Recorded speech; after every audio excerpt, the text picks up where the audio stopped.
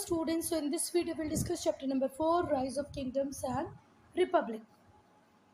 Students, when we talk about history, the period of 6th century BCE is very important.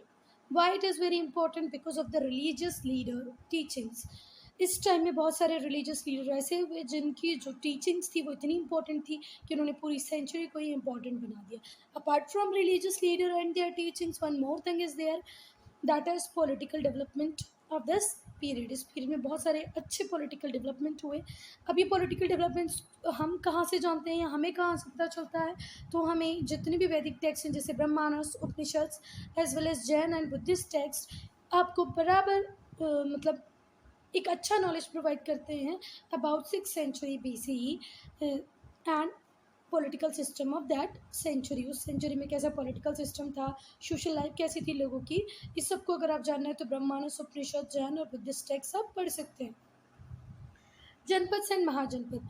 तो बच्चा इस time में bye 16th century BCE बहुत सारे जो डेंस फॉरेस्ट एरिया था गंगा रीजन का उसको कट कर दिया गया था. और कट किससे किया था बच्चा? आयरन टूल से, जो उस टाइम में बहुत ज़्यादा क्वांटिटी में यूज़ होती थी. Tilling of land become much easier and the fertile soil of Gangetic plain yielded abundant harvest. Tilling easy काम हो गया था because iron is there, iron was there, iron था इसीलिए टिलिंग का काम इजीली हो जाता था. दूसरा जो this made permanent settlement possible. Gangetic plain पे बहुत ज़्यादा फर्टाइल सॉइल थी. गंगा का जो प्लेन था वहाँ फर्टाइल सॉइल थी तो हार्वेस्ट अच्छा होता था. हार्वेस्ट मतलब फसल अच्छी उगती थी. अब फसल अच्छी होगी और अगर आप खेती कर रहे होंगे, अगर आप फार्मर होंगे, पीजेंट्स होंगे, तो आपको ये किस में भी हेल्प करेगी? परमानेंट सेटलमेंट में. वाटर अवेलेबल है, आप अगर कल्टीवेशन कर रहे हैं तो आपको एक प्लेस पर रहना पड़ेगा. इससे क्या प्रमोट हुआ बच्चा? Permanent settlement. Permanent settlement system नहीं, परमानेंट सेटलमेंट. सेटलमेंट सिस्टम तो अलग है जो आप क्लास 8 में पढ़ेंगे. The Aryan settlement had now turn into large territories called janapada. जो आर्यंस थे उनके जो छोटे छोटे सेटलमेंट्स थे अब एक लार्ज टेरिटरी में बदल गए और इसी को हम क्या बोलते हैं? जनपद. Every tribe had its own जनपद. हर ट्राइब का अपना जनपद था. ठीक है. गार्डन एंड प्रोटेक्टेड बाय जन और ट्राइब्स पर्सन, और उसको कम्प्लीटली प्रोटेक्ट करना जन और ट्राइब पर्सनस की रिस्पॉन्सिबिलिटी होती थी. The bigger and the more powerful among janapads were called mahajanapada. अब बच्चा कुछ जनपद इसमें से बहुत ज़्यादा पावरफुल हो जाती, बड़ी हो जाती, तो हम उनको क्या बोलते हैं? महाजनपद. ठीक है. बुद्धिस्ट टेक्स्ट से हमने ये सीखा कि so students the name of that 16 janapads were Kashi, Kaushal, Anga, Magadha, Vajji, Malla, Chedi, Vatsa, Kuru, Panchala, Matsya, Surasena, Ashok, Avanti, Gandhara and Kamboja. They were both monarchies as well as republic. बच्चा out of the 16 some were monarchies and some were republics. ठीक है. और जो monarchies थी, republic थी, बेसिकली इनका जो नाम था वो इनके क्लान के नाम के ऊपर रखा गया था. तो स्टूडेंट्स ये मैप है आपकी बुक में, आपको इसको इम्पोर्टेंट थोड़ा सा इंपॉर्टेंस देके पढ़ना है. क्यों? क्योंकि मैप वर्क में ये पूछ सकती है मैम. तक्षशिला, गांधार, मत्स्य, सुरसेन, वत्स, चेदी, मल्ल, अवंती, अंग. अच्छा बच्चों, इसमें एक इम्पॉर्टेंट बात जो मैं आपको बताना चाह रही हूँ वो ध्यान रखिए कि बाकी के आपको 16 महाजनपद में सारे के सारे कहाँ मिल रहे हैं? नॉर्थ इंडिया में मिल रहे हैं. ठीक है. कुछ पाकिस्तान में, नॉर्थ इंडिया में. पर एक ही जिसका नाम है अशमक, ये आपको कहाँ मिल रहा है? साउथ इंडिया में. इसलिए ये ज़्यादा इंपॉर्टेंट हो जाता है. मैम पूछ सकती है कि साउथ इंडिया में कौन सा महाजनपद था? तो कौन सा महाजनपद था? अशमक. ठीक है. एक अशमक के अलावा आपको कुछ भी नहीं मिलेगा साउथ इंडिया में. ठीक है. And students the name of the 16 janapads are Kashi, Kaushal, Anga, Magadha, Vajji, Malla, Chedi, Vatsa, Kuru, Panchala, Matsya, Surasena, Ashmaka, Avanti, Gandhara and Kamboja. ठीक है. These were both monarchies as well as republic. इसमें से out of the 16 some are monarchies, some are republic. ठीक है. And basically they were named after their ruling clan. जो भी clan इनके ऊपर रूल करती थी उसके नाम के ऊपर इनका नाम रखा गया था. ठीक है. Student this map is very important. Okay. आप अपनी बुक में इस मैप को जरूर पढ़ें. कंबोज, गांधार, तक्षशिला, सुरसेन, कुरु, मल्ल, कौशल, मत्स्य, मत्स्य, चेदी, अंग। अच्छा स्टूडेंट्स, एक जो बात मैं आपको इम्पोर्टेंट बताना चाह रही हूँ वो थोड़ा सा ध्यान रखना कि आपको जितनी भी 16 महाजनपद में मोस्ट ऑफ द नेम मिल रहे हैं वो कहाँ मिल रहे हैं बच्चा? नॉर्थ इंडिया में। ठीक है, नॉर्थ इंडिया में मोस्ट ऑफ द 16 महाजनपद है, सिर्फ एक ही जनपद है जो आपको कहाँ दिख रही है? साउथ इंडिया में। इसीलिए इसकी इंपॉर्टेंस ज़्यादा बढ़ जाती है। कौन सा? अशमक। अशमक साउथ इंडिया में, बाकी की सारी महाजनपद कहाँ पर है बच्चा? नॉर्थ इंडिया में। ठीक है students, monarchy was ruled by hereditary monarch or king. अब out of this 16 whatever monarchy was there, monarchy was ruled by hereditary monarch, राजा का बेटा ही आने वाला राजा बनेगा। ठीक है, the republics were of two kind, और जो रिपब्लिक थी वो दो टाइप की थी। एक रिपब्लिक में इलेक्टेड किंग होता था और दूसरे रिपब्लिक में इलेक्टेड असेंबली होती थी। क्या बात समझ में आ रही? एक किंग इलेक्ट कर दिया, वही सारे डिसीजंस लेगा एक रिपब्लिक में, और दूसरे वाले रिपब्लिक में एक इलेक्टेड असेंबली होती थी 2 3 4 5 लोगों की जो सारे डिसीजंस लेती थी। एक बार हम फिर से नाम पढ़ लें क्या? बच्चों को नाम पढ़ने में दिक्कत आएगी क्योंकि अंग, मगध, वज्जी, मल्ल, चेदी, वत्स, कुरु, पांचाल, मत्स्य, सुरसेन, अश्मक, अवंती, गांधार, कंबोज, काशी, कौशल। ठीक है, अब कौशला मत पढ़ने लगना है इसको, कौशल। सो स्टूडेंट्स, रिपब्लिक्स, अच्छा जब हम रिपब्लिक की बात करेंगे तो इसमें कुछ स्पेशल रिपब्लिक हैं, कुछ ऐसे रिपब्लिक हैं जो डिजर्व करते हैं स्पेशल मेंशन। उसमें है कि Sakya of Kapilavastu, Videhas of Mithila, Lichchhavi of Vaishali, Vaishali की लिच्छावी, मिथिला की वेदहस, वेदहस और कपिलवस्तु के शाक्य। बेटा इन तीनों की इन्फॉर्मेशन हमको सबसे ज़्यादा अवेलेबल होती है, और इन तीनों में भी सबसे ज़्यादा इन्फॉर्मेशन अगर किसी की अवेलेबल है वो है Shakya republic. Where we have Shakya republic और where we had Shakya republic. Shakya republic is on the border of Nepal and Indian territory. बच्चा कहाँ मिलेगा अगर हम ढूंढें शाक्य को? तो अब तो शाक्य है नहीं तो हम आज ढूंढेंगे नहीं उसको, पर अगर आपको शाक्य को जानना है शाक्य कहाँ था, तो शाक्य कहाँ था बच्चा? नेपाल और इंडियन बॉर्डर पे था। इसका जितना भी एडमिनिस्ट्रेटिव और जुडिशियस बिजनेस था वो पब्लिक असेंबलीज द्वारा कैरी किया जाता था। It is carried out by public assemblies. ठीक है, the assembly also meet to make laws for republic. इस कंप्लीट रिपब्लिक के लिए कौन सा रिपब्लिक बच्चा? शाक्य कपिलवस्तु के लिए रूल्स लॉज बनाने के लिए रिपब्लिक की मीटिंग्स होती। असेंबली में सारे लोग आते, अपने व्यूज़ को रखते और फिर डिसीजन लेते। People had an elected chief called raja. लोगों का एक इलेक्टेड चीफ था जिसका नाम था राजा, जिसको वो राजा बोलते थे, नाम नहीं था, राजा बोलते थे। He presides over the assembly of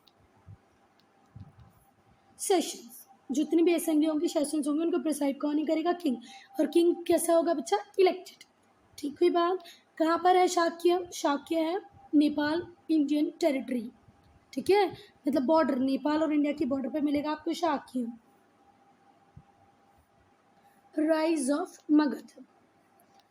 the 4 important prominent kingdoms of this period were Kosala, Vatsa, Magadha and Avanti. 4 important, prominent का मतलब होता है बच्चा इंपॉर्टेंट किंगडम्स, प्रोमिनेंट का मतलब होता है इंपॉर्टेंट, और किंगडम्स, इंपॉर्टेंट किंगडम्स थी कौशल, वत्स, मगध और अवंती।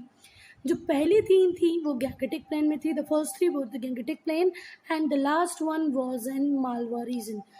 ठीक है, तो कौशल, वत्स, मगध कहाँ मिलेगा आपको? गैंगेटिक प्लेन में मिलेगा, और आपको जो अवंती है वो कहाँ मिलेगा? मालवा रीजन में। और अगर मैं बात बताऊँ तो ये जो अवंती है बच्चा, इसी को हम आज मध्य प्रदेश बोल सकते हैं, पर अवंती थोड़ा सा बड़ा, थोड़ा सा अलग क्या था, मैप में था। पर आज का जो मध्य प्रदेश है बहुत कुछ पार्ट इसका अवंती से मिलता हुआ है। ठीक है, Avanti had its capital at Ujjain. Avanti की कैपिटल थी Ujjain. Vatsa lay south west of Magadha. Magadha के साउथ वेस्ट में क्या था? Vatsa. With Kaushambi as its capital. देखो अवंती की कैपिटल क्या थी? उज्जैन। आज का हम बोल सकते हैं कि मध्य प्रदेश का जो पार्ट है वो कुछ कुछ अवंती से मिलता जुलता ही है, या बोल सकते हैं कि मध्य प्रदेश का पुराना नाम अवंती था। वत्स साउथ वेस्ट में था मगध के साउथ वेस्ट में क्या था? वत्स, और इसकी कैपिटल क्या थी? कुशाम्बी। Kosala included modern Varanasi. कौशल में इंक्लूडेड था Varanasi, Ayodhya and some adjoining region. Varanasi, Ayodhya और कुछ आसपास का रीजन मिला के कौशल बना हुआ था। Magadha comprise the territories which are now included in Bihar. Magadha में वो सारी टेरिटरीज थी जो आज बिहार में इंक्लूडेड है। Since these mahajanapadas were in fertile planes agriculture prospered in due course. बच्चा गैंगेटिक प्लेन में होने के कारण इनको ये एडवांटेज मिला कि फर्टाइल सॉइल मिली, वाटर अवेलेबिलिटी मिली, इसीलिए यहाँ पर एग्रीकल्चर फ्लॉरिश कर गया। ठीक है, ट्रेड ज़्यादा फ्लॉरिश कर गया। There was intense rivalry among the mahajanapada resulting in frequent war. सारे के सारे महाजनपद में एक टाइप से राइवलरी क्रिएट हो गई और इस राइवलरी की वजह से फ्रीक्वेंसी में क्या होने लगी बच्चा, war. Magadh emerged victorious in this struggle and rose to the prominence in the 6th century BC। अभी जो छोटी बातों पे ये जो 16 महाजनपद बार 16 महाजनपद जो लड़ाइयाँ करते थे उसमें जीता कौन, मगध। और एक प्रोमिनेंस मिली मगध को 6th सेंचुरी BC में। ठीक है, before Christ 6th century, Christ के होने की भी 6th सेंचुरी, ठीक है, में प्रोमिनेंस मिल गई थी किसको, मगध को। 6th सेंचुरी की बात करें तो बच्चा 6th सेंचुरी को ऐसे लिखोगे ना 600। ठीक है, तो ईशु के बॉर्न को हम 0 ईयर काउंट करते हैं, तो 0 से 600 ईयर बैक बच्चा भी ईशा मसीह के मतलब जीसस क्राइस्ट की बर्थ के 600 पहले मगध एक प्रोमिनेंट सिटी बन के या किंगडम बन के आ गया था। King Bimbisara, Bimbisara was powerful ruler of Magadha. Magadha के पावरफुल रूलर थे बिम्बिसार, जिन्होंने 542 BCE से अपना रूल स्टार्ट करके 492 BCE तक कंप्लीट किया। He belong to Haryanka dynasty. कौन सी dynasty students, which dynasty, Haryanka dynasty. इसको आप हरियंका मत पढ़ने लगना, Haryanka dynasty. What, Haryanka dynasty. His capital was Rajgir. इनकी कैपिटल क्या थी, Rajgir. The modern Rajgir in Patna district. So student Bimbisara Magadha के बहुत पावरफुल मुगल रूलर थे, सॉरी मुगल रूलर नहीं, मगध के इम्पोर्टेंट रूलर थे। मुगल पढ़ा के मुगल आ रहा है, बिम्बिसार पावरफुल रूलर थे मगध के। ठीक है, कब से रूल करना स्टार्ट किया, 542 से रूल करना स्टार्ट किया। कब खत्म हुआ इनका रूल, 492 में। ये किस डायनेस्टी को बिलोंग करते थे, हर्यक। कौन सी डायनेस्टी, हर्यक डायनेस्टी। इनकी कैपिटल क्या थी बच्चों, His capital was Rajgir, modern Rajgir in Patna district. ठीक है, Yes, students. So Bimbisar increased the power and prestige of the kingdom through conquest and carefully planned marriages। अच्छा बच्चों, बिम्बिसार बहुत ही इंटेलिजेंट थे। उन्होंने इस तरीके से प्लान किया कि जिस प्लेस को, जिस किंगडम को वो जीत सकते थे उसको जीता, जिसको वो जीत नहीं सकते थे या लगता था कि यार वॉर करने की कोई ज़रूरत नहीं, वहाँ पर उन्होंने केयरफुली प्लान किया, क्या, मैरिज अलाइंसेस, मैरिज की। ठीक है, उन्होंने अंग को क्या किया, कॉन्क्योर किया, जीता। अंग क्या था, मगध के ईस्ट में था, मगध के ईस्ट में था अंग किंगडम, महाजनपद, उसको उन्होंने कॉन्क्वेस्ट कर लिया, जीत लिया। ये पहला कॉन्सोलिडेशन था उनके किंगडम में। कॉन्सोलिडेट करना मतलब मिला लेना। अंग है द रिवर पोर्ट। अब अंग के पास क्या है बच्चा, एक रिवर पोर्ट है। वो रिवर पोर्ट का नाम क्या था, चंपा। अब वो इसलिए इम्पोर्टेंट था क्योंकि वहाँ से शिप आती और जाती थी कहाँ, साउथ इंडिया के लिए। अब बच्चा हमारे जो स्पाइसेस हैं, मसाले हैं, प्रीशियस स्टोन है, प्रीशियस स्टोन तो फिर भी हम छोड़ दें, पर मसाले हमको कहाँ ही मिलते हैं, साउथ इंडिया में। तो इस तरीके से मगध ने अगर अंग को अपने अंदर मिलाया है तो उसकी बहुत बड़ी जीत थी। क्यों, क्योंकि अब उसके अंडर में वो रिवर पोर्ट है चंपा, जिसके थ्रू स्टोन और प्रीशियस स्टोन और स्पाइसेस का ट्रेड होता था। ठीक है, अंग को जीतने के बाद उनका इस प्रॉफिटेबल ट्रेड के ऊपर भी क्या हो गया, कंट्रोल हो गया। इससे मगध की प्रॉस्पेरिटी और बढ़ गई बच्चा। The conquest of Anga thus give Magadha control over the profitable trade and added to its prosperity. Magadha की प्रॉस्पेरिटी, समृद्धि और बढ़ गई। बिम्बिसार ने कौशल देवी से शादी की, जो कहाँ से थी, कौशल से थी, और उनको दहेज में काशी मिल गया।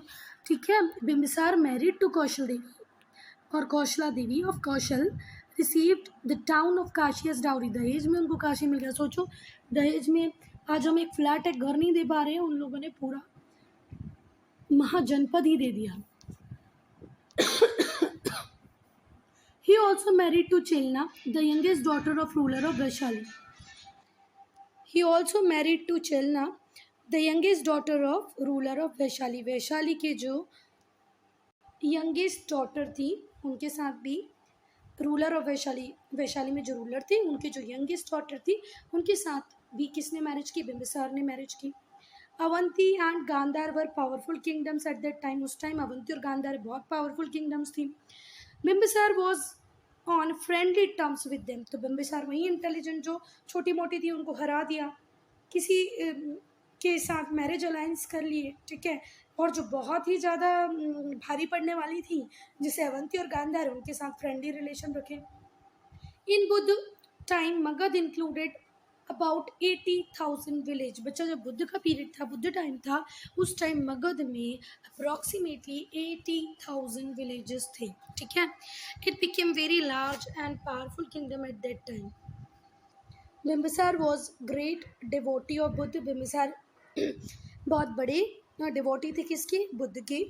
द जैन तीर्थंकर Mahavir also receive support from him, इन्होंने जो जैन तीर्थंकर महावीर थे उनको भी बहुत ज़्यादा सपोर्ट किया। बिम्बिसार वॉज टॉलरेंट रूलर, और बिम्बिसार एक टॉलरेंट रूलर थे, ठीक है। सो student, Bimbisara was an efficient administrator, Bimbisara बहुत एफिशिएंट एडमिनिस्ट्रेटर थे। ही रूल्ड मगध वेल, उन्होंने मगध को बहुत अच्छे से रूल किया, मगध के एरिया को एक्सपांड किया, मैरिज अलायंसेस किए। He was assisted by council of minister, उनके पास एक बहुत बड़ा काउंसिल ऑफ मिनिस्टर था जो उनको असिस्ट करता था। He punish those who those offences did not carry out their duties, ठीक है। उन्होंने पनिशमेंट भी दी कुछ लोगों को, कुछ ऑफिसर्स को उन्होंने देखो बच्चा, हम किसी को भी जब काउंसिल ऑफ मिनिस्टर बनाए या किसी ऑफिसर को अपॉइंट किया तो उसका काम क्या होता है कि वो अपना काम ईमानदारी से करे, ठीक है। अगर कोई ऑफिसर ऐसा होता है जो प्रॉपर्ली काम नहीं कर पाएगा तो हम उसको क्या करेंगे, punish. He punish those officers who did not carry out their duties, वो ऑफिसर्स को पनिश करते थे जो अपनी ड्यूटीज़ को प्रॉपर्ली करते नहीं थे। He use to travel frequently in his kingdom to ensure well being of his subjects, उनका सब्जेक्ट था कि उनकी जो किंगडम में जो लोग हैं, पीपल हैं, वो प्रॉस्पर हैं कि नहीं, हैप्पी है कि नहीं, तो इसीलिए वो अपनी किंगडम में फ्रिक्वेंटली ट्रैवल किया करते थे। King Ajatashatru and as successor, students, Bimbisara जो इतने सक्सेसफुल हुए, अल्टीमेटली वो अपनी ही बेटे के रिवोल्ट के विक्टिम बने, ठीक है। ऐसे सोचो कि पापा और बेटे ही आपस में नहीं जम पाए, इतना बड़ा एम्पायर ख़त्म करने के बाद जो अजात शत्रु थे, किसके बेटे, बिम्बिसार के बेटे, उन्होंने रिवोल्ट छेड़ दिया किसके अगेंस्ट में, बिम्बिसार के अगेंस्ट में। Bimbisara became the victim of revolt of son Ajatashatru. He was impression, बच्चा अजात शत्रु ने बिम्बिसार को क्या कर लिया, जेल में डाल दिया।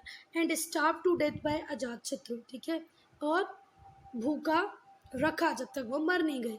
अजात शत्रु रूल्ड मगध फ्रॉम 492 टू 460, फिर उसके बाद जब उन्होंने बिम्बिसार को कैद किया, उनको छोड़ दिया भूखा मरने के लिए, उसके बाद रूल किसका स्टार्ट हुआ, अजात शत्रु का। अजात शत्रु ने कब से कब तक रूल किया, 492 से 460 तक। He followed the policy of conquest and expansion and expanded the empire further, उन्होंने फिर कॉन्क्वेस्ट की, एक्सपांशन की पॉलिसी को कंटिन्यू रखा और अपनी एम्पायर को और ज़्यादा एक्सटेंड किया और ज़्यादा फैलाया। He defeated his neighbour including the king of Kaushal, king of Kaushal को भी उन्होंने हराया। He it started with Kaushala Devi's death, जैसी कौशला देवी की डेथ हुई उसके बाद से उन्होंने फिर स्टार्ट कर दिया, जो नियर बाई एरियाज थे कौशल को भी उन्होंने जीत लिया। हर ब्रदर हु वॉज अजात शत्रुज अंकल ऑक्यूपाइड काशी। अब बच्चा, अगर उसने कौशल को जीता है, ठीक है, उसकी मम्मी खुद कहाँ से थी, कौशल से ही थी ना, कौशला देवी कौशल से थी। और इनको दहेज में क्या मिल गया था, काशी मिल गया था डाउरी में, बिम्बिसार को डाउरी में क्या मिला था, काशी। तो भी कहानी उल्टी कैसे हो गई ये समझना। देखो, जो अंकल थे किसके, अजात शत्रु के मामा जी, उन्होंने क्या किया था, जो बिम्बिसार को डाउरी में जो काशी मिला था उसके ऊपर वो रूल करने लग गए थे, उन्होंने वापस से उसको ऑक्यूपाई कर लिया था।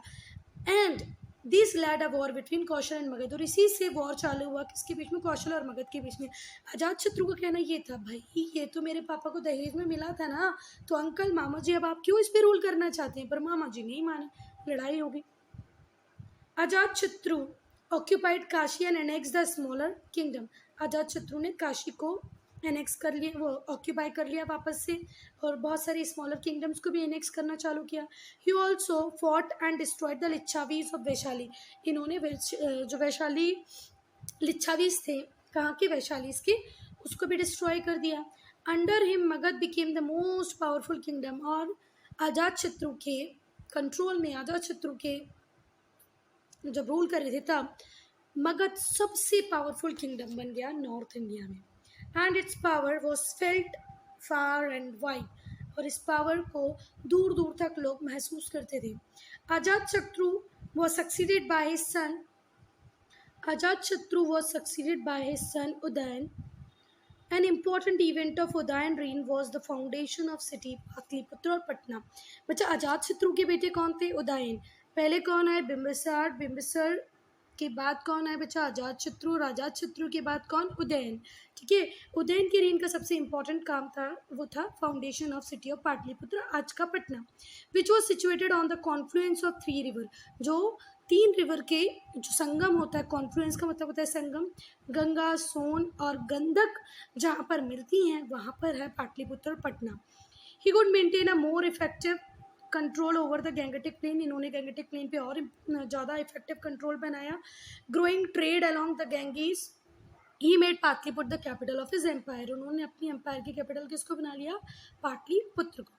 Udayan and the 4 Kings who succeeded him was not very powerful, Udayan भी इतने पावरफुल नहीं थे बच्चा, और ना इसके बाद आने वाले 4 किंग। ठीक होगी बात?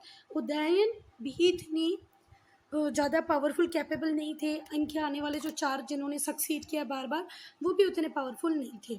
The last of this is said has been overthrown by the Magadha people, जो बच्चा लास्ट की जो जनरेशन थी उसको तो मगध के लोगों ने ही ओवरथ्रो कर दिया, उखाड़ के फेंक दिया।